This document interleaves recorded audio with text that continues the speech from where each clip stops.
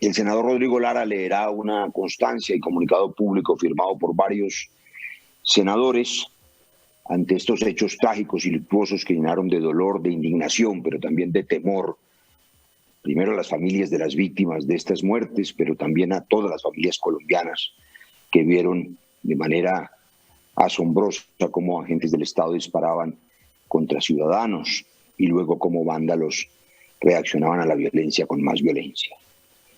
Estos escasos minutos para decirle al señor ministro de la Defensa: doctor Carlos Holmes, ha perdido usted un día de su vida, porque deberá responder y no reflexionar solamente, responder en un debate real y presencial, y no en esta invitación preparada, una invitación protocolaria desde la opulencia de su oficina con un tono altisonante y en una conversación que usted llama debate, en el que se sintió manejando a sus anchas las intervenciones sin límite de tiempo, escudado en una muralla de heroicas banderas y de generales muy meritorios y muy respetables, también muy obedientes, que nada tienen que hacer en un debate de control político porque no son deliberantes. Es usted, ministro, quien deberá responder por los hechos y por las órdenes y las políticas públicas equívocas que llevan a esos oficiales y también a los suboficiales y a los policías de la patria a cometer errores que en ocasiones son delitos. Luego esas políticas públicas, esa política del enemigo interno, donde todo aquel que piense distinto es un enemigo y es un blanco, decidirá individualizarlos y por supuesto los abandonará en los procesos judiciales como ha ocurrido en tantos casos. Pero un día perdido no es nada frente a las vidas perdidas a balazos por estas personas que las perdieron, todas ellas inocentes, ninguno vándalo, ninguno delincuente, ninguno con antecedentes, ninguno poniendo en riesgo la vida de un policial, y que, por supuesto, han sido relatados aquí con dolor por todos mis compañeros. No son hechos menores, son unos hechos muy complicados cuando los agentes del Estado, que encarnan el Estado de Derecho, rompen la Constitución, rompen todas esas normas que usted aquí recitó con envidiable retórica. Cuando la sociedad ve que los propios agentes del Estado, que deben proteger la vida y la seguridad, le disparan a los ciudadanos inermes. No enloquecieron esos agentes de la policía, no se convirtieron en fieras de la noche a la mañana, no son una institución perversa, al contrario, la policía es una institución querida, respetable, necesaria para los colombianos. La inmensa mayoría de los policías son hombres buenos, que tienen familia, que tienen hijos, que además nos cuidan. ¿Qué pasó entonces? Que son seres humanos, y así como sufren y como les duele, también son sujetos de rabia y son capaces de odiar, como todos los seres humanos. Y si usted suelta a la calle un ser humano capaz de odiar, sin controles, con directrices equívocas, con la política pública del enemigo interno, con la idea de que puede disparar sin violar, sin tener en cuenta los verdaderos protocolos que ni siquiera en la guerra son válidos, porque usted sabe bien que en DIH ni siquiera en combate se puede disparar a una persona desarmada.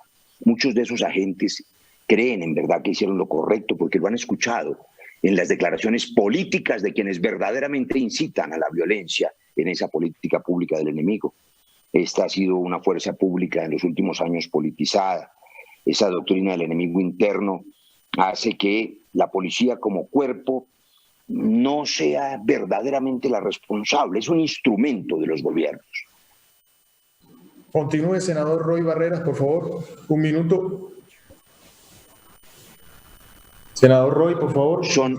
Gracias, presidente. Son los gobiernos los que dirigen a las fuerzas militares, a las fuerzas policiales.